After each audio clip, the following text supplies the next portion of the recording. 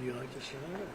Well, let me welcome you, Mr. President, to Scotland, and fantastic to be here at Turnberry with you. Thank you so much for showing us around and having this opportunity to sit in this fantastic ballroom, which is absolutely incredible, and to start talking about some of the issues that are most pressing in your country, in my country, and in particular, we've had the opportunity to talk about the situation in Gaza and the intolerable situation, including images of starvation. And I think both of us know that we have to get to that ceasefire, and we have to increase humanitarian aid in. And thank you for what you've already been doing, are doing, and are committed to, because without you, this would not be capable of resolution.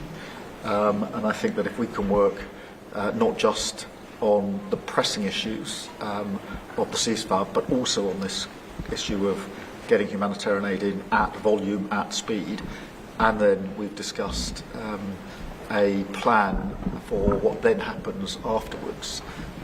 I think we can do our very best to alleviate what is an awful situation at the moment. So thank you very much for the discussion we've had so far and the discussion we're about to continue on that really important issue. But it's fantastic to be here. Thank you for your hospitality and to see this amazing golf course. I'll invite you to a football ground at some stage, and we can exchange sports. It's been great being with you, and thank you very much, Mr. Prime Minister. And you've done a fantastic job with regard to the trade deal. You know, they wanted a trade deal here for years, many years, through many different terms of different people, and you got it done. So I want to congratulate you on that, and it's a great deal for both. It brings unity. We didn't need unity, but it brings us even closer together. I think it's good for both parties. We also discussed obviously Gaza, and I think before we get to phase 2, which is what's going to happen afterwards, we want to get the children fed. We made a contribution a week ago of $60 million, all going into food. We only hope the food goes to the people that need it, because so much, as you know, when you do something there, it gets taken by Hamas or somebody, but it gets taken. But and we're prepared to help. We want to help. It's a terrible situation. The whole thing is terrible. It's been bad for many years. But it's great to hear you feel the same way that I do. We have to help on a humanitarian basis before we do anything. We have to get the kids fed. So we've been sending in a lot of food. A lot of the food that's been going there has been sent by the United States. I spoke yesterday with the president of the European Union, Ursula, who was terrific also on the subject, and she's going to play a big role also in helping us. So we have a good group of countries that are going to help with the humanitarian needs, which is food, sanitation, and some other things.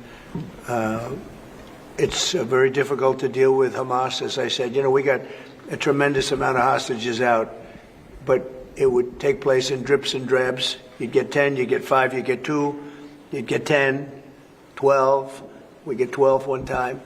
Many of them would come to the White House, and they were so thankful. But I always said, when you get down to the final 10 or 20, you're not going to be able to make a deal with these people, because they use them as a shield. And when they give them up, they no longer have a shield. And the people of Israel feel so strongly about the hostages. Some people would take a different view, but they feel so strongly about the hostages. So that's an ongoing process. Hamas has become very difficult to deal with in the last couple of days, because they don't want to give up these last 20. Because they think as long as we have them, they have protection. But I don't think it can work that way. So I'm speaking to Bibi Netanyahu, and we are coming up with various plans. We're going to say it's a very difficult situation. If they didn't have the hostages, things would go very quickly. But they do, and we know where they have them in some cases, and you don't want to go riding roughshod over that area, because that means those hostages will be killed. Now, there are some people that would say, well, that's the price you pay, but we don't like to say that. We don't want to say that. And I don't think the people of Israel want to say that either, which is pretty amazing. A lot of people would say, just get it done and whatever it is. You could also say speed might be better for the hostages. You go through, with speed, you may have a better chance because they're in deep trouble. They're in deep trouble. You saw October 7th, and you saw what the damage and the horror that they committed. People can't forget that. They tend to forget it, but they can't forget. That was one of the most evil things I've ever seen. And you just cannot forget that. So we're very much involved. The Prime Minister's involved. I'm involved. And I think I can speak. We just signed a very big trade deal, the biggest of them all yesterday, right? And the European Union is very much involved in wanting to help with the Palestinians in terms of getting people fed. But the area of Gaza, another way of defining it is the area of Gaza. It's a very troubled place, and it has been for many, many years. It has been for many decades. So it's not like this just happened. This has been going on for a long period of time. So that's it. Our hearts are in the right place. We have some good news because the recent war that you just saw, they just announced, I see, the newest of the 5, now this would be 6 that we've stopped. I've stopped 6 wars in the last, I'm averaging about a war a month, but the last 3 were very close together. India and Pakistan and a lot of them. Congo was just done, Rwanda was just done. But you probably know, I won't go into it very much because I don't know the final numbers yet. I don't know. Numerous people were killed, and I was dealing with 2 countries that we get along with very well, very different countries from certain standpoints. They've been fighting for 500 years, intermittently, and we solved that war. You probably saw it just came out over the wire, so we solved it through trade. I said, I don't want to trade with anybody that's killing each other, so we just got that one solved. And I'm going to call the 2 prime ministers who I got along with very, very well and speak to them right after this meeting and congratulate them. But it was an honor to be involved, and that was going to be a very nasty war. Those wars have been very, very nasty. So we've done a lot of good work. We've had great support from the Prime Minister anytime we needed help, anytime we needed any form of support. You've been there. We appreciate it very much. And we're going to continue onward. We do have to take care of the humanitarian needs on what they used to call the Gaza Strip. You don't hear that line too much anymore. You don't hear the Gaza Strip, but it is the Gaza Strip, and it's amazing that it's not being handled a little bit differently. We're going to set up food centers, and we're going to do it in conjunction with some very good people, and we're going to supply funds. And we just took in trillions of dollars. We got a lot of money, and we're going to spend a little money on some food. And other nations are joining us. I know your nation's joining us, and we have all of the European nations joining us, and others also have called, and they want to be helpful. So we're going to set up food centers and where the people can walk in and no boundaries. We're not going to have fences, and they can't. They see the food from 30 you would say yards away, and they see the food. It's all there, but nobody's at it because they have fences set up that nobody can even get it. It's crazy what's going on over there. So we're going to work very closely together with your country, a great country. We also discussed inside that we are, there's a whole new thing happening with regard to energy from nuclear. And the Prime Minister is looking at that very strongly, and I know you have Rolls-Royce nuclear plants. That sounds pretty good, right? I love that. What a great brand that is. But you're also doing the Rolls-Royce or the nuclear plants, the smaller plants. We're doing smaller and bigger, but the small is interesting. They do a small plant, very easy, very safe, and as they need more, they hook up another plant, and they have a series of plants instead of, doing the $20 billion plant. That gets tough for a lot of people to do. So we're just studying that. It sounds like you're very far progressed, but that's a great thing you're doing on nuclear. We opened up nuclear about 2 months ago, and it's now safe and very inexpensive. No, we see civil nuclear as a big part of the future as we go to sustainable, independent energy, and I think that between the two of us, we can work very much more closely Yes. on this, and we've agreed that that's our ambition, that's our aspiration, and this is going to be a big part of the future when it comes to energy. And you can see in the last few years, energy has been weaponised, prices have dictated both families and businesses across the United Kingdom, and therefore taking control of energy is a huge prize. So the more we can work together on this, the better, and small modular reactors are a very big part of the future here, and we've got great companies like Rolls-Royce involved in that. So I'm very much looking forward to working together with you, Good. Mr. President. We'll do that. We'll do that. We're going up to your oil capital in a little while. We're going up to Aberdeen. That's called the oil capital of Europe, and that's a great asset that you have up there. Someday, if they ever change their thinking on that, you have a great and valuable asset. There's a lot of valuable resources underground there, but that's a decision for you to make. But it's a very amazing place, and it is considered the oil capital of Europe. So it's another option that you have. So we are doing really well as a country, and I think that the Prime Minister has been so supportive of us, and so strong and so respected, and I respect him much more today than I did before, because I just met his wife and family. He's got a perfect wife and family, and that's never easy to achieve, right? But I take no credit for that. But he's become a friend, and together we got a deal done that has not been able to be done. It was a deal that's very good for both parties. A really good deal for both of our countries, and very, very well received here in the United Kingdom. So thank you very much for having us. Thank you. Appreciate it. Any questions? Mr. President, on Russia, earlier you said that you were going to change the deadline from 50 days. Yeah. So what is your new deadline? I'm going to make a new deadline of about 10 or 12 days from today. There's no reason in waiting. There's no reason in waiting. It's 50 days. I want to be generous, but we just don't see any progress being made. Mr. President, on Gaza, you just talked about setting up food centres in conjunction with other organisations. Right. You talk about the Gaza Humanitarian Foundation or recognised aid agencies. How will this work? Well, it's going to be working with the United States. We'll be helping with the food. You know, we have a lot of access to food. We got a lot of food ourselves, and we're going to bring it over there. We're also going to make sure that they don't have barriers stopping people. You know, you've seen the areas where they actually have food, and the people are screaming for the food, and they're 35, 40 yards away, and they won't let them because they have lines that are set up. And whether they're set up by Hamas or whoever, but they're very strict lines, so we have to get rid of those lines. But we're going to be getting some good, strong food. We can save a lot of people. I mean, some of those kids that's real starvation stuff. I see it. And you can't fake that. So we're going to be even more involved. We did some airlifts before, some airdrops, and the people are running for it.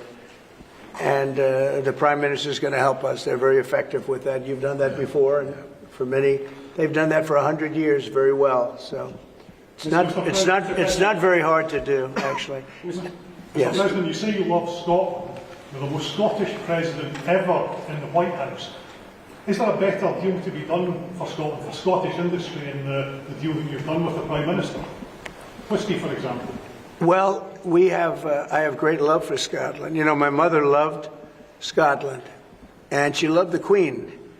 I don't know, I might hurt myself by saying that the monarchists are going to like it, some other people, but she loved the Queen. Whenever the Queen was on television, she wanted to watch. And she would come back religiously. She'd come back to Scotland once a year with my sister Marion, primarily, and sometimes my sister Elizabeth also. But they love this part of the world. And, you know, we're talking about the Isle of Lewis. We're talking about serious Scotland. That's serious Scotland. There was no doubt about it. So, yeah, it gives me a feeling, you know, it's different. You go to another country, you have no relationship to it. You get to like maybe the head of the country or something. But it's different when your mother was born here, Stornoway. Right in Stornoway, a beautiful little place. So is there a better deal to be done for Scotland, for whisky, for example?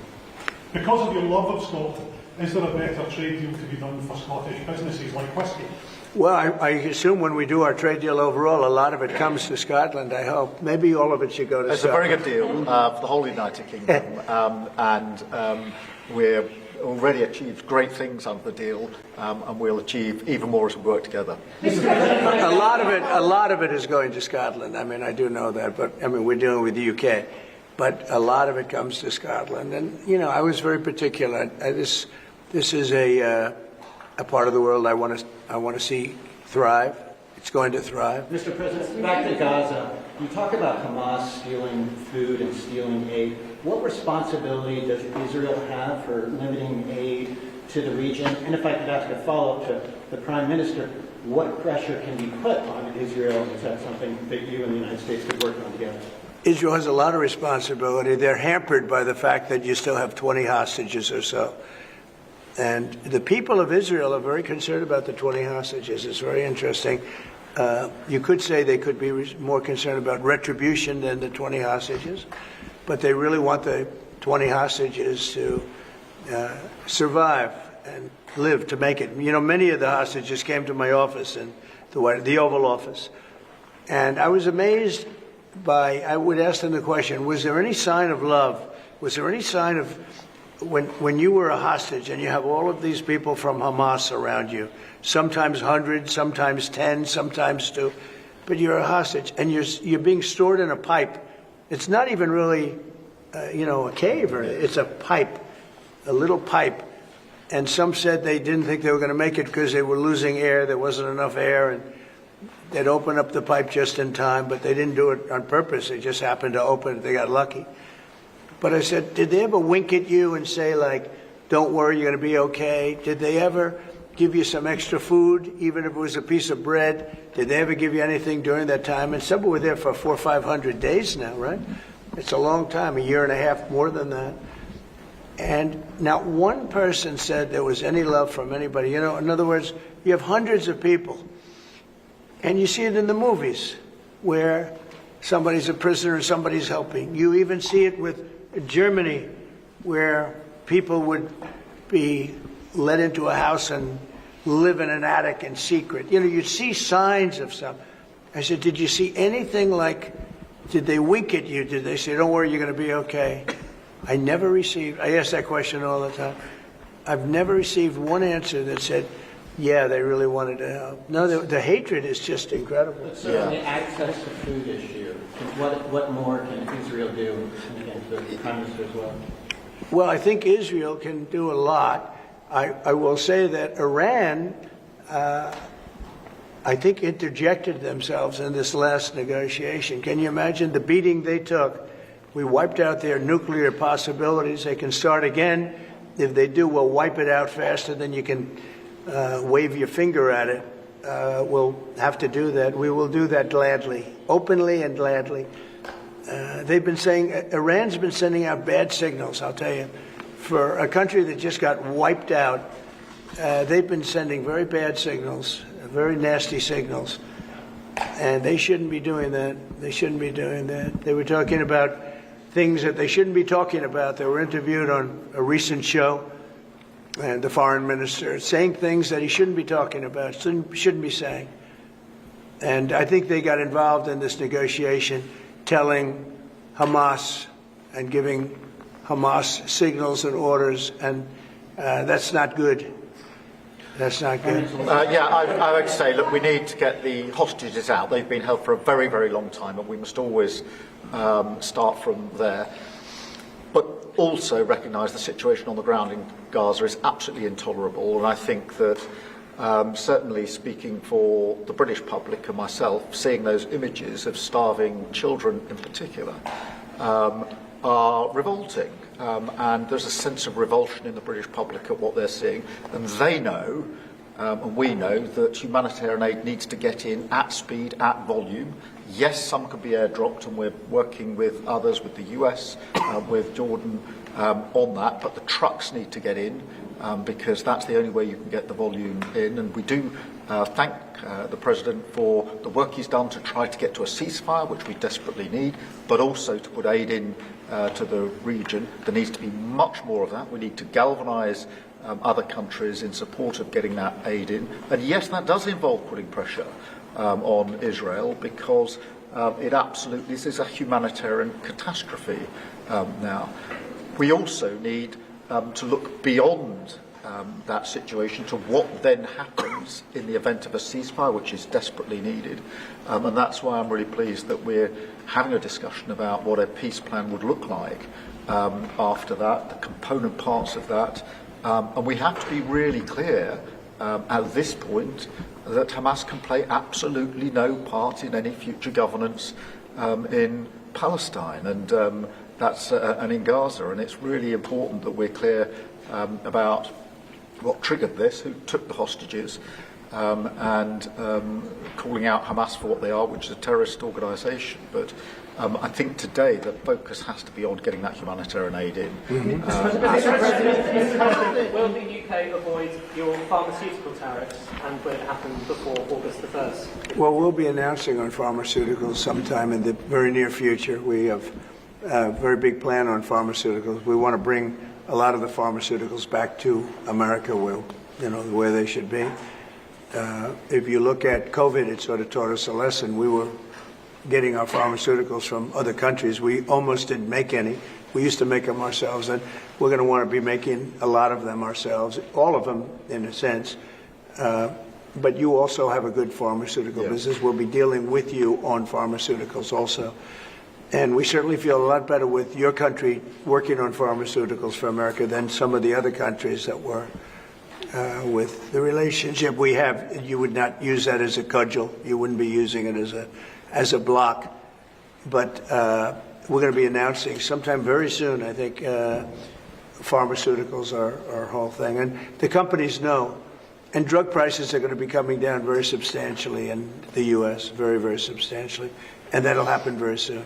Mr. President, we can all sense your frustration. No, go ahead. Vladimir Putin. Hold it. We can all sense your frustration with Vladimir Putin. Yeah. Do you think he's been lying to you about his intentions in Ukraine? Well, I don't want to use the word lying. All I know is we'd have a good talk, and it seemed on, let's say, 3 occasions, it seemed that we were going to have a ceasefire and maybe peace, and you divide it up and you do whatever you have to do, that obviously to get to the end. And all of a sudden, missiles are flying into Kiev and other places. And I say, what's that all about? I spoke to him 3-4 hours ago, and it looked like we were on our way, and then I'd say, forget it, and I'm not going to talk anymore. You know, this has happened on too many occasions, and I don't like it. I don't like it. Mr. President, you have a successful social media site. There are new powers here to censor your site, state mandates. To censor my site? To censor your site. You mean Truth? And Truth Facebook. Social? I mean Truth. Is that okay? Well, I don't think he's going to censor my site because I say only good things. Will you please uncensor my site? Yeah, we're not censoring anyone. We've got some measures which are there to protect children, in particular from sites like suicide sites. We've had too many cases in the United Kingdom of young children taking their own lives, and when you look through their social media, they've been accessing sites which talk about suicide and encouraging, if you like, children down that road, and that is what we want to stop. Nothing about censoring free speech. But this country is a proud free speech in this country has been for a very long time. We're very, very proud of it. We will protect it forever. But at the same time, I personally feel very strongly that we should protect our young teenagers, and that's what it usually is, from things like suicide sites. I don't see that as a free speech issue. I see that as a child protection issue. We actually passed a bill in Congress, headed up by my wife, actually, which was to pull bad stuff out having to do with children, because it is a problem. But I cannot imagine him censoring Truth Social. That's more of a very political, and it's been a very big success. Not going to happen. And I only say good things about him and his country, so if they censor me, you're making a mistake. I'm going to give my ambassador the job, make sure it's not censored. It's not happening. I had not heard that. You're a big investor in this area, Mr. President. Say it? You're a big investor in this area of Scotland. To put it mildly. Like this ballroom that we built from scratch. Do you worry, though, about the risk of increased taxes here? Will that stop investing? And do you have a message last night on the soccer to the English Lionesses who won the European trophy? So I think that I have a theory that low taxes bring growth. We just passed a big tax cut bill, the biggest bill in the history of our country, actually. And one big, beautiful bill. I used to call it the great one big, beautiful. We took the word great out. But it's actually called the one big, beautiful bill. It's essentially a very large tax cut bill for everybody. And our country's pretty soon, I think I can say it right now, our country has never done better. We had a country that was dead. It was dead 6 months ago, a year ago. Leaders from NATO, we had a very successful meeting at NATO. Your prime minister was there. It was an unbelievable love fest with all of those countries. And they agreed to go 5% and all the things. Very smart to do. But many of the leaders said, essentially, they said, your country was dead 1 year ago. 1 year ago, we had a dead, and we did. We had a dead country. We had a president who didn't know where the hell he was. We had horrible, horrible people running our country. I think they were sick people, actually, sick. You talk about censorship. Those are big. That's all they did was censor, and they didn't know what to do. And they had high taxes. They wanted more tax, total censorship, transgender for everybody, men playing in women's sports, everything bad they wanted, and they still do. That's what they still do. That's why they're down at 15% or something. I saw it today, the lowest that the other part of the Democrats have ever been. But no, I find that when you lower taxes, you get growth. I will say this, and the Prime Minister hasn't been here very long, in all fairness. I think he'll be a tax cutter. But I find that as we cut taxes, we did more business. In my first tax bill, we cut taxes from 39% down to 22%. And we ended up at the end of the first year, when it was still a little raw, we ended up taking in much more revenue than we did at 39%. It was pretty amazing. And we're taking in a lot of revenue right now. And this was an additional tax cut. So I find, for whatever it's worth, tax cuts are very good. Mr. President, you moved up the deadline. It's now 10 or 12 days. Is the sanction the same, that you're going to slap a 100% tariff on anybody who does business with Russia? So what I'm doing is we're going to do secondary sanctions unless we make a deal. And we might make a deal. I don't know. You don't know. It's we've done so many peace deals. This is the one I started out with. And, I know President Putin called me. He wanted to know if I could help him with Iran. I said, no, I don't need your help with Iran. I need your help with Russia. And so that's the one deal that continues to linger. And, we're losing 5,000. They're losing. I'm not losing. You're not losing. But 5,000 Russian and Ukrainian kids a week are dying. And that's not mentioning the people that are dying also in towns where, he's lobbing missiles into certain towns like Kiev. And he's got to make a deal. It's too many people are dying. It's a really bloody war. And the 5 is now, they're really telling me that number is obsolete. It's like 7. That's terrible. So you have 7,000 Russian and Ukrainian soldiers dying every single week for no reason whatsoever. So you would think, based on common sense, you would think he'd want to make a deal. We'll find out. No communication with Mr. President publicly. Have you had any other through any channels conversations with the Russians reiterating this? In what? Reiterating this new pressure and deadline. We're going to have you're the press. I'm reiterating it to you. I'd say 10 to 12 days. I'll announce it probably tonight or tomorrow. But there's no reason to wait. If you know what the answer is going to be, why wait? And it would be sanctions and maybe tariffs, secondary tariffs. You know what a secondary tariff is. And look, the Russian economy, I don't want to do that to Russia. I love the Russian people. They're great people. I don't want to do that to Russia. But this thing, they're losing a lot of Russians. They've lost 1 million Russians. And that's the, sons. That's the sons and daughters of Russian families. They leave the house. They go, bye, Mom, bye, Dad, and then they get blown away. And Ukrainian, too. Look at Ukraine. It's a disaster what's happened there. But it continues to go on. As you know, we made a deal where the European Union is essentially involved, but it's NATO, and we're was supplying weapons to NATO. NATO's now paying because the United States, because of Biden's in for $350 billion, the European nations are in for about $100 billion. Should be the opposite way, by the way, because we have a big ocean in between. Should be the opposite way. But I think that eventually something's going to happen. It should happen fast. So many people are dying. You know, when I settled out with Congo and Rwanda, they lost almost 8 million people. And it just made so much sense. And if I didn't get involved, they wouldn't have done it. They weren't even thinking about settling it. It was just going on forever. And nobody could go into those territories because they'd get killed. They'd get killed. And now they have I hear it's a whole different ballgame. We settled it. This is one that should be settled. Russia, Ukraine. This is one that really should be settled. Mr. President, Scotland's First Minister has today set out his plans for a second referendum on Scottish independence. Can I get your reaction to that as someone with deep ties to Scotland? And, Prime Minister, can I also get your thoughts on that? If the SNP do win the majority in next year's election, then they have the right to hold the referendum.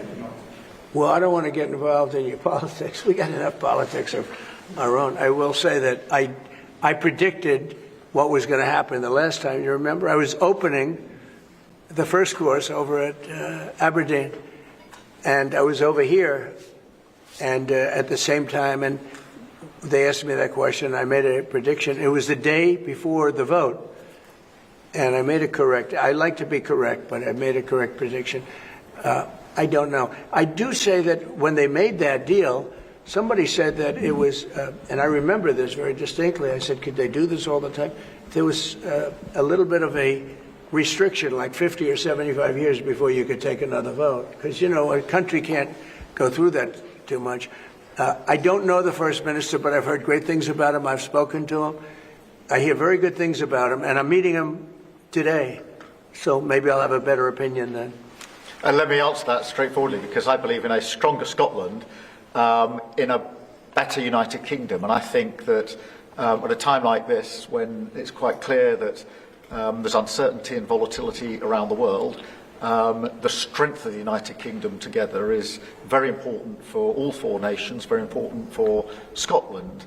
And that should be our priority, that should be our focus, not on the politics, which feels like the politics of yesteryear now, at a time like this. And I think that the First Minister should probably focus more on his delivery in Scotland than on his constitutional issues, and we might have a better health service in Scotland. But at a time like this, I think the United Kingdom is always stronger as four nations. I think that's better for all four nations. I think that's how Scotland is stronger. Look at the deal that we've been able to do with the United States, a really important deal that we made just months ago. That is what the United Kingdom can do when we act as a powerful set of four nations together, and there are very many other examples. Mr. President, you toured the Federal Reserve last week, and I did. you're set to meet this week. Do you think your visit has inspired a potential rate cut, or how do you see things shaking out this week? Well, it's interesting. I did tour it. I toured the building. Yes. And if you looked at this building, if you came here like 14, 15 years ago, we've had it a long time.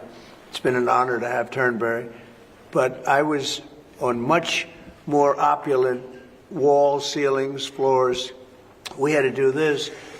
And we did a very great job. I mean, you see how beautiful it is inside. Everything was saved. Everything was preserved. We had ceilings that were in bad shape. They were falling down. You know, it's very old. Wasn't properly maintained. Now it's brand new and beautiful. And we saved everything. If you really think here, you took a look and you were sort of commenting to coloring the. Now this is a brand new building, but if you look outside, it's equally opulent and beautiful. And we didn't do that by spending, hundreds of millions of dollars in surrounding a railing underneath the area that you're painting. I mean, I've never seen anything like it. Brand new, beautiful plywood, very expensive, wrapped around a figurine or a railing to preserve it. But you don't have to do that. You can just wrap a cloth, they call it a blanket, and you don't even have to do that if you're careful when you're doing the ceiling. But I don't know what they did. They'd take down a ceiling and put up a new ceiling, and the new ceiling had no opulence to it. Or they'd fix the ceiling. But I would say that all I need is a good plaster and a can of paint. And, you know, they spent $3.9 billion. And I spent a lot of money too, but it's I'd say 3.8 billion less, you know, meaning I spent probably $100 million making this place incredible. And you were saying a lot of that was local trades. I used local We were trades. looking at the windows, I think, in the next room. I had local trades do a lot of this. We have the most opulent windows next door, and I had a choice. Do I take them out? And, you know, they've suffered through 125 years of storms. You have very big storms in this area. When you have a storm, you have a storm. We do it properly. And they made it, barely, but they were in bad shape. So I had some local people come up and we looked at them. You have some great craftsmen here, I think is what you're getting at. And they said, sir, honestly, they've had it. We can copy it and do it much better. And they did. If you take a look at the windows in the various dining rooms, they're magnificent. And they're new, and they're much better looking than what was there. Same exact look, other than a much higher quality. But do you foresee a rate? And they're local people. I used a lot of your local people. You have really great local tradesmen here, yes? But do you foresee a rate cut this week? Do you expect A rate cut? Yeah, do you Meaning expect a tax cut? No. Do you expect the Fed to cut rates this week? Oh, I think he has to. You had 11 cuts, you know? In Europe, they had 11 cuts. In other places, they had 10 or 11 cuts. And we had none, but I'm not going to say anything bad. You know, we're doing so well, even without the rate cut. With the rate cut, it would be better. It affects our housing a little bit. Look, we should be 3 points lower. Each point is $360 billion. Can you imagine that? That's big numbers. Each point, 1 point of cut, is the equivalent of $360 billion in savings. That's big stuff, you know. Those are big numbers in the U.S. Everything's big. He should cut. A smart person would cut. You know, he leaves very soon, so it's like one of those things. But I'll miss him greatly. I'll miss him. On Turnberry, if I may, have you or will you enlist the Prime Minister in your effort to bring the open back to Turnberry? And Prime Minister, you described this beautiful course. Do you agree with the President that it's time to bring the open back to Turnberry? Well, as you know, that's not a matter directly for me. That's for the sporting authorities. But look, I mean, it is first time I've been here. It's absolutely magnificent, both inside and out, and looking at the courses itself and the building. It's incredible. But the decision on the Open is not a decision for me, as you'll understand. I should just pick up on the earlier question, because I, for one, will say congratulations to the Lionesses. Last night, our women's football team won the Euros, defended the Euros, I should say, It's a big story. which was a really big success, and the mental and physical resilience that they showed was quite incredible. So it's a big deal. There's a lot of bunting out today and tomorrow to celebrate them bringing that cup home. Did you get the chance to do any planning for the upcoming state visit, and how's that going to work? Where would you stay, and anything about this? Well, I'm looking forward to it. It's never been done before, twice.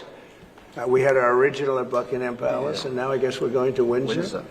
And it's never been done, and I'm a big fan of King Charles. I've known him for quite a while. He's a great guy, great person. He looks really well to me. He looks great. So we look forward to coming over. It's going to be... It was one of the most beautiful evenings I've ever seen. I hate to say it, but nobody does it like you people in terms of the pomp and ceremony. It's true. And I look forward to being here with the ambassador. Our ambassador is a very, very successful man who just wanted to do this. And I said, how are you going to be able to do that? And he's so committed to, you know, the relationship between the countries.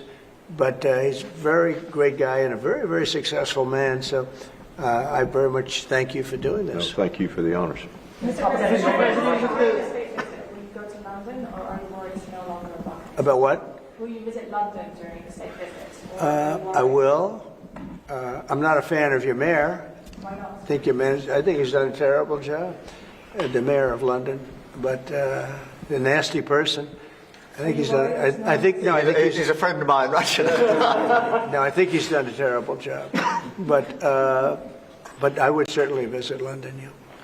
Would you have Parliament to be recalled? So MP Nigel Farage has asked for Parliament to be recalled when you're there. Well, I like Nigel. I mean, Nigel, as you know, is a friend of mine. Nigel's done very well. He's a friend of mine. And Keir's a friend of mine. Would you recall Parliament so that the President can talk to MPs? Well, Parliament's in recess at the time, but look, I do want to be clear. This is an unprecedented and very special state visit. This has never been done before, and there'll be many elements of it that have never been seen before. So this is going to be a historic occasion, and we're all very much looking forward to it. And I was very, very pleased to be able to put forward the invitation when we were at the White House earlier this year. So this is not just a state visit. They're always incredible occasions, and this is an unprecedented second state visit. So you can imagine just how special that's going to be. The fact that it's never been done before, and that's because it's non-consecutive, and it's the only reason it could be, made it even more interesting, frankly. So it's going to be great. And being with Charles and Camilla and everybody, I've gotten to know because of 4 years and now 6 months. I've gotten to know a lot of the family members. They're great people. They're really great people. And in that sense, I think that the UK is very lucky. You could have people that weren't great people. I don't know if I'd say that, but you could have people that weren't. But we're very lucky to have our royal family. They're absolutely fantastic. So we really look forward to that. As far as Parliament, if he wants me to speak in Parliament, I'll do it. Okay? But it doesn't have to be then. It could be some other time. Maybe we should save it for another time. We'll let the one visit speak for itself. But anytime, if I could be helpful, I would certainly do it. Thank you. Mr. President, with the EU deal, alternatives are you considering to get the hostages out if there's no ceasefire deal? Well, there are a couple of alternatives. Some are pretty strong, but the most sensible alternative is talk and negotiation. But I said a long time ago, at a certain point, they're not going to be talking because they're going to lose their shield. The hostages are a shield for them. They did horrible things on October 7th. And the hostages are a shield. And I said, you're going to get down a number, and the number's going to be at a point where you're not going to be able to get them back unless you're going to be very energetic, or to put it a different way, unless you're going to be very ruthless and violent. It's a bad situation to be in, very bad. Mr.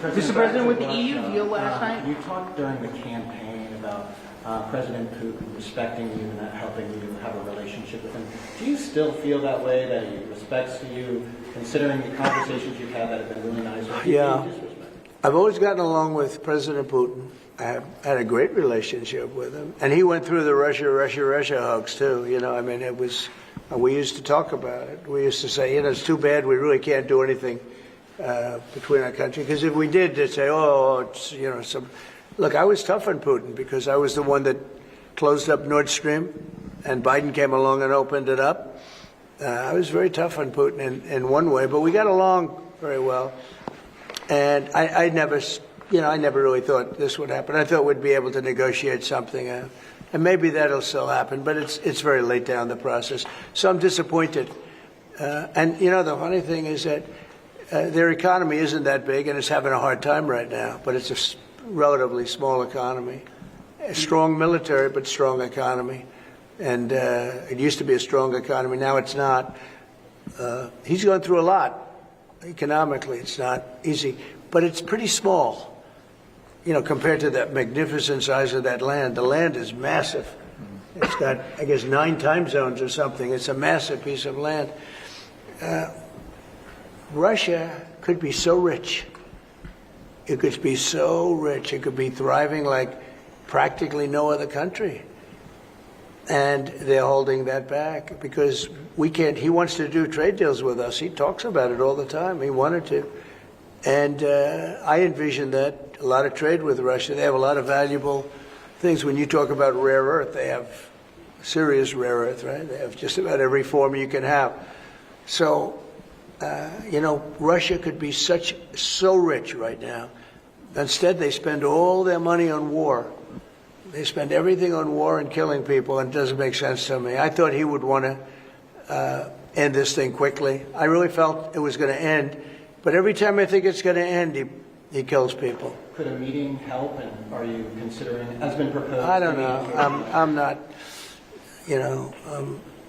I'm not so interested in talking anymore. He talks, we have such nice conversations, such respectful and nice conversations, and then people die the following night with a missile going into a town and hitting, recently I guess the nursing home, but they hit other things. Whatever they hit, people die. So, I don't know. We'll see what happens. We've just had a sense of your differences in political persuasion where Nigel Farage and Sadiq Khan came up in conversation. I wonder if you have any advice, either of you, for a very divided, polarised world on how you make your relationship. Not differences, not differences. I happen to like both men. I like this man a lot, and I like Nigel. And, I don't know the politics over here. I don't know where they stand. I would say one is slightly liberal, not that liberal, slightly, and the other one is slightly conservative. But they're both good men.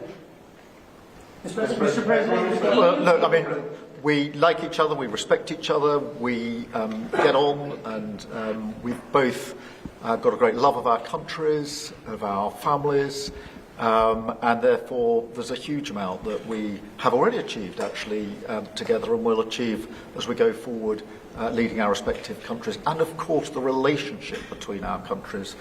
Donald, we were talking about this morning, that whether it's defence, security, intelligence sharing, it's a close historic relationship. We have fought together in the past, we've always stood together. And I, for one, am very pleased that we've got such a good personal relationship between us. And I think it just shows that even if you come from different political perspectives, different backgrounds, actually there's a huge amount of common ground when it comes to what is in the best interests of our two great countries. And they are two great countries. And I think that because we focus on what's best for our countries, we get along very well. And I'm very pleased that that's the case. Mr. President. Well, I do know he wants to cut taxes as much as he can. And, politics is pretty simple. I assume there's a thing going on between you and Nigel, and it's okay. It's two parties.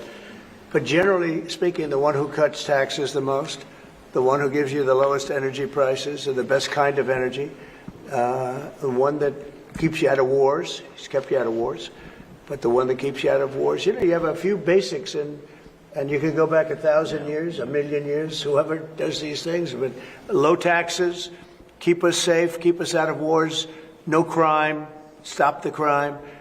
And in your case, a big immigration component, because I know that your attitude has become strong on immigration, strong on the toughness of immigration. But I think whoever's going to be, I think I won because we had a lousy president, to be honest with you. We had an incompetent president. But I won because I was very strong on immigration. Now, we had inflation. We had sort of a bad economy with this guy.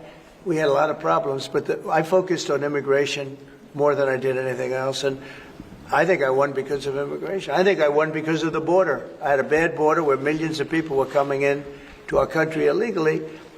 And as you know, in last month, 0 people came into our country illegally, 0. So we went from a bad, incompetently run border to the most competently run border that anybody's ever seen. Prime Minister, the President makes it look easy dealing with illegal migration. You must be envious of his record in such a short period of time. Well, I think we've been discussing illegal migration is a huge issue in both of our countries. In the United Kingdom, it is a real cause for concern, and that's why we must bear down on it in all its aspects, upstream, across Europe, where a lot of ours comes into through northern France, across the Channel, working with our allies, with our colleagues, to break the gangs that are actually running this trade. But equally being very strong that when people have arrived in this country who've got no right to be here, then we should be removing them to their own country. And that's why I'm really pleased that we've been able to focus on this very intensely and get 35,000 people out of the United Kingdom who had no right to be here. Because the message has to be, you can't make your way to the United Kingdom. We won't tolerate our rules being broken, and if you get here, you will be returned to where you came from. And it's really important that we bear down on that. We're such an attractive place for people to come because they want a better life, because we are a wonderful country. People coming via the rules are always welcome. Of course, we've welcomed talent and people into this country for centuries, literally. But what the British people will not tolerate is those that break the rules, those that come through irregular routes, and that's the really important distinction here. And that's what we're bearing down on. And I'm really pleased that we're through pretty well all of the international engagement I've done, all the meetings I've had, the country we've done deals with. We've done deals with countries in the last 12 months that many people thought it was not possible to do deal with when it came to immigration, irregular immigration, and we've returned thousands of people who've got no right to be here. And that, I think, is, for the British people, we're a reasonable, tolerant country where people are coming lawfully to contribute to our communities, to our country. Then, of course, they're welcome and have made a great contribution. But what people will not tolerate is those that are breaking the rules. And that is an issue of today, but it's a very British thing. We are people who respect rules. We don't approve of those that break rules. I can say, though, that I had one of the greatest victories, they say the most consequential in 129 years, so I don't know about that, but it was pretty close. And we won all of the swing states, which never happens. We won the popular vote by millions of votes. We won, tremendous electoral college sweep. And I believe I did it more than anything else because of my strong stand on immigration. And I don't think this country is any different in that sense. I think it's a big factor. And it is with a lot of the European countries. Some of the countries have lost their way, and they have tremendous crime because of it. I mean, you had countries with no crime that now have tremendous crime. And you know the countries, and I know the countries. And so I think it's a huge factor in any election, not just this election, but in any election. I think the one that's toughest and most competent on immigration is going to win the election. But then you add low taxes and you add the economy. He did a great thing with the economy because a lot of money is going to come in because of the deal that was made. But I think that immigration is now bigger than ever before. Mr. President, your Treasury Secretary is meeting with Chinese trade officials. Right now. Right now. Have you received an update? Do you expect a deal when these talks are over, especially with the August 1st deadline? No, they're meeting right now. And, we have a good relationship with China. But China's tough. And like you're tough, we're all tough, yes. But we're going to see what happens. We just concluded our deal with Japan. It was very good for everybody. We're making, great deals. We're making deals that are good for us, but we want them to be good for everybody. It's important. It's sometimes I'll do something that I shouldn't do because it's not very important for our country, but it's very meaningful for the country on the other side. And I'll let them have that point because it's very important for them. So I don't know, but we've made a lot of deals in the last couple of months. And then ultimately, as you might as well know, we're going to because we have, you have 200 countries, more, but people don't know that. You got a lot of countries. And I wouldn't want to sit down with 200 people and have to deal the way he was calling me all the time. We want this, we got to have that. These are tough negotiators. These are, look, they're smart people, they're tough negotiators. They know what they want. And, but we're going to be setting a tariff for essentially the rest of the world. And that's what they're going to pay if they want to do business in the United States. Because you can't sit down and make 200 deals. But we've made the big ones. We just finished Indonesia. They opened up their country. We just finished Japan. They opened up their country. You know, Japan opened up the country. They were totally closed. They opened up to our cars, even to rice. Rice was a big deal. They would never take anybody else's rice. They're taking rice. But they opened up their country. Philippines, we just finished. They opened up their country. They were very closed. I'd love to see China open up their country. So we're dealing with China right now, as we speak.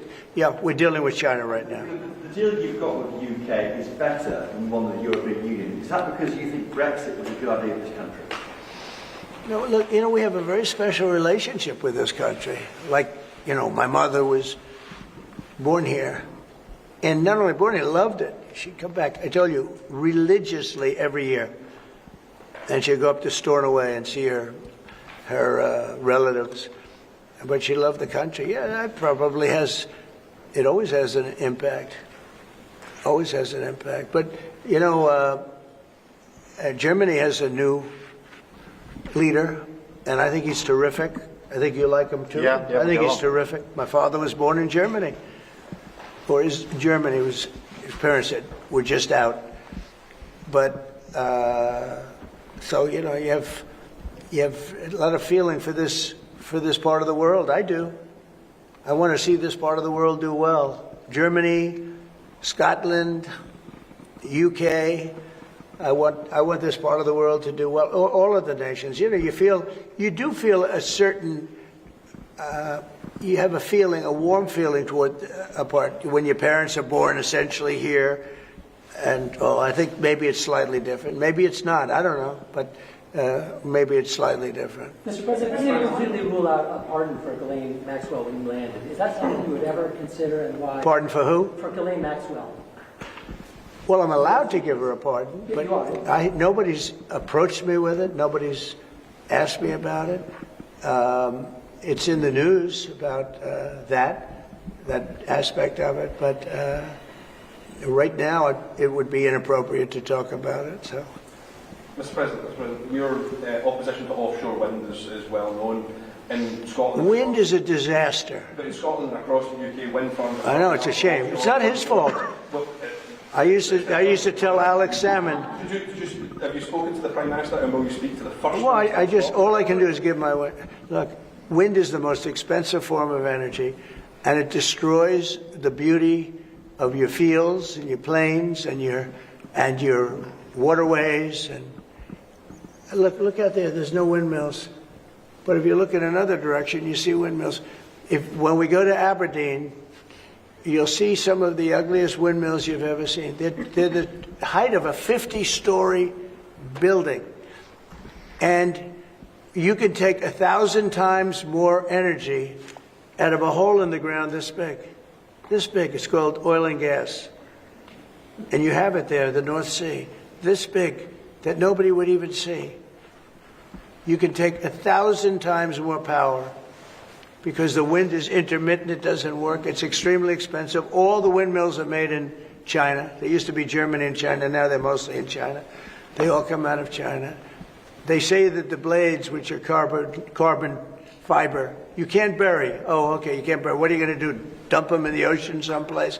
Because they only last a certain period of time. And remember, a windmill has a life of 8 years, especially when they're out in the salty sea and they start to rot and to rust. You have to replace them. It's very hard to replace them. Wind needs massive subsidy. And you are paying in Scotland and in UK and all over the place where they have massive subsidies to have these ugly monsters all over the place. So I've restricted windmills in the United States. Now, a couple we have, you know, the poor stupid people at the beginning, they approve them, so they have their full approvals. But I've restricted windmills in the United States because they also kill all your birds. You know, they wipe out. You know, it's interesting. If you shoot a bald eagle in the United States, they put you in jail for 5 years. And yet windmills knock out hundreds of them. They don't do anything. You explained that. So it's a very expensive energy. It's a very ugly energy. and we won't allow it in the United States. So we believe in a mix, and obviously oil and gas is going to be with us for a very long time, and that'll be part of the mix. But also wind, solar, increasingly nuclear, which is what we've been discussing this morning, civil nuclear as we go forward. The most important thing for the United Kingdom is that we have control of our energy, and we have energy independence and security, because at the moment, whatever the attributes and facilities in the North Sea, that is sold onto the international market. We buy it back off the international market. That was a historic mistake in my view. But what we need is a mix so that we get the energy security that we need for the future, and that's the focus of everything that we're doing. But what we have discussed today is that the energy prices are too high, which is why we recently took measures to reduce the energy prices, particularly for energy-intensive businesses. But in the long run, the only way to reduce your energy prices is to take control of your energy, and that's what we're doing, taking control of our energy. Mr. President, our King Charles, who you're a great friend of, is a big fan of eco-projects, windmills, as you call them. Is he wrong? So King Charles is an environmentalist, I will tell you. And I say that in a positive way, not a negative way. And every time I've met with him, he talked about the environment, how important it is. And I'm all for it. I think that's great. You know, King Charles, more than anything else, loves the country. But I got to know him very well. He truly is an environmentalist. He wants clean air, clean water, you know, all of the things that we all want. Mr. President, you have said that you have not been briefed on the Epstein files, or your name has not appeared in the Epstein files. But doesn't the AG have to tell you if your name is... Well, I haven't been overly interested in it. You know, it's a hoax that's been built up way beyond proportion. I can say this, those files were run by the worst scum on earth. They were run by Comey, they were run by Garland, they were run by Biden and all of the people that actually ran the government, including the auto pen.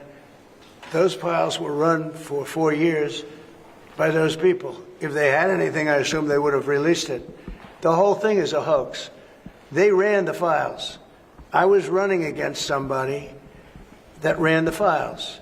If they had something, they would have released. Now, they can easily put something in the files that's a phony. Like, as an example, Christopher Steele, a person you know well, happens to be from your country.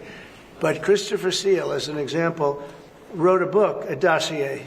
We call it the fake news dossier. And the whole thing was a fake. The whole thing was a fake. They could put things in the file that are fake. But those files were run by bad, sick people. If they had anything, why didn't they use it when I was killing Joe and then he gave out because he was 25 points down? And then I got somebody new. Nobody even knew anything about it. She was a horrible vice president. She was a border czar, but she never went to the border. She never once called a border patrol agent to find out how we're done. But she was the border czar. Her name was Kamala. Nobody knows her last name. It was Harris. But nobody knew her last name. So I ended up, how would you like to end up in a race where you're killing somebody, you're beating him, and then they say, all right, we'll take him out. He's not working. Let's put somebody else. And then she had a 6-week honeymoon. It was amazing. They predicted she would have a 6-week honeymoon, and she did. And then she got slaughtered. But think of it. Those files were run by these people. They were run by my enemy. If there was anything in there, they would have used them for the election. Yeah. Do you think that drawing, I think I heard you say something the other day, that the drawing that was the subject of the Wall Street Journal report. I don't do drawings. I'm not a drawing person. Do you think it was fraudulent? I don't do drawings. Sometimes people say, would you draw a building? And I'll draw 4 lines and a little roof, you know, for a charity stuff. But I'm not a drawing person. I don't do drawings of women, that I can tell you. They say there's a drawing of a woman, and I don't do drawings of women. And also, you know, Epstein was always a very controversial guy. I was at a very high position, you know, pretty much all my life. In all fairness, I've been doing this for a long time. I had the top show on television. I had the #1 bestsellers. I had everything, right? And I was a very successful business guy. He was a very controversial. Who would do a controversial drawing? Now, with that being said, they say there were many letters done by many people. and in many big people, big successful people. But I just don't. When you talk about files, I just keep going back, and other people too. Even the enemy says this thing is not correct, because if we had it, we would have used it on the guy. It's a bad issue. They say it's a good issue for Trump. Do you know that my poll numbers are up 4.5 points since this ridiculous Epstein stuff? My poll numbers have gone up 4.5 points because people don't buy it. Okay, people don't buy it. And he's gone, and we want to focus on trade deals. I want to focus on the deal we just made with the European Union, which is the biggest trade deal in history. It's the biggest deal, I think, in history, not just trade deal. So if they would have had something, they would have used it. And people keep writing stories about the time you threw him out of Mar-a-Lago. Can you settle that? What was it about? What caused the breach with him? That's such old history. Very easy to explain, but I don't want to waste your time by explaining it. But for years, I wouldn't talk to Jeffrey Epstein. I wouldn't talk because he did something that was inappropriate. He hired help. And I said, don't ever do that again. He stole people that worked for me. I said, don't ever do that again. He did it again. And I threw him out of the place, persona non grata. I threw him out, and that was it. I'm glad I did, if you want to know the truth. Mr. President. And by the way, I never went to the island, and Bill Clinton went there supposedly 28 times. I never went to the island, but Larry Summers, I hear, went there. He was the head of Harvard. And many other people that are very big people. Nobody ever talks about them. I never had the privilege of going to his island. And I did turn it down, but a lot of people in Palm Beach were invited to his island. In one of my very good moments, I turned it down. I didn't want to go to his island. Yeah. Mr. President, on Gaza, next time you speak to Netanyahu, what will you ask him to do? Say it one louder. Next time you speak to Netanyahu, what will you ask him to do? Well, I'm going to say, look, we're giving money and we're giving food, but we're over here and we're over in the United States, and I think I can speak for the Prime Minister. We're giving money and things. He's got to sort of like run it. What should he do? Well, I want them to make sure they get the food. Open. I want to make sure they get the food, every ounce of food. I think you want to say. Absolutely. It's an absolute point. Because that food isn't being delivered, Mr. President, or at least all of it. you said you were going to set essentially a tariff for the rest of the world. For the world. What percent will that tariff be? I would say it'll be somewhere in the 15 to 20% range. So maybe 15 or 20 or? No, I said, I sort of know, but I just want to be nice. I would say in the range of 15 to 20%. Could you just also, you might operate to UK steel? Probably one of those two numbers. It's not, but UK and steel aluminum makers here are worried about the tariffs. Will you do anything to help them here? Aluminum? And steel. You're a pretty big aluminum maker. Right? Yeah, that's already covered in the deal that we've agreed. So we're just doing the implementation of that. But Mr. President, when will that come down from 25% to 0? You mean on the overall, on the world? On steel and aluminum from Britain, it's 25. Well, we're going to know pretty soon. We're going to have it pretty soon. Mr. President, on Canada. You have no idea that these people are tough negotiators, okay? But we're a big buyer of steel. But we're going to make our own steel. We're going to make our own aluminum for the most part. But we buy a lot of aluminum from right here, and a lot of steel too. Yeah. Who are you with? Who are you with? Because you're asking such a nice question. GB News, Beckton from GB News. Very good. They're lucky. We have a lot of unhappy farmers in this country at the moment, and I'm sure the Prime Minister won't thank me for raising this. We've had changes to inheritance tax, which mean a lot of farmers feel they're going to lose their farms when they die or they pass away. How important are farms to a country? You mean they're going to lose the farm because of estate taxes? Correct. So what I've done... Pay so much, they're cash poor, but they have great... I know. Well, they're cash poor. They're land rich and cash poor. A lot of people are... I've had that too. Sometimes I'm land rich and cash... Sometimes I'm cash rich and land poor. I like it both ways, but as I get older, I like the more conservative route. So I did something that I don't know if you can do, but it was great. I love our farmers. As you know, in our tax bill, we have a clause that's very important. We were losing a lot of farms to the banks because a loving mother and father would die and left their farm to their children or their child, but their children, their family. And they loved their family, and they thought they were doing them a favor. But they had a 50% tax to pay. So the land would get valued and at a high number, because some of the farms were valuable, but they didn't, you know, they couldn't quantify it. And they'd go out and borrow money to pay the estate tax, or the death tax as it's called, and they'd overextend and they'd lose the farm. And they'd commit suicide in many cases. We're seeing that. No. Our levels are nowhere near 50%. They're not. We've just introduced where it's paid over many years. Works out well, that's about good. an extra 2% a year over 10 years. So it's not at those levels by any stretch of the imagination. But the other thing that we've done, as you know, is make sure that we've got a pathway for farmers that actually increases their year-on-year income, which is the most important thing. And in all of the deals that we do, we ensure that our farmers are the central focus for much of it, particularly on the agriculture, including in the US deal, because I don't think we can go on for years saying that it's acceptable for farmers to have a year-on-year income which isn't sufficient. We've got to fix that problem. We can't simply live with that problem, so it's a very different situation. Well, we ended the estate tax. There is no estate tax on farmers.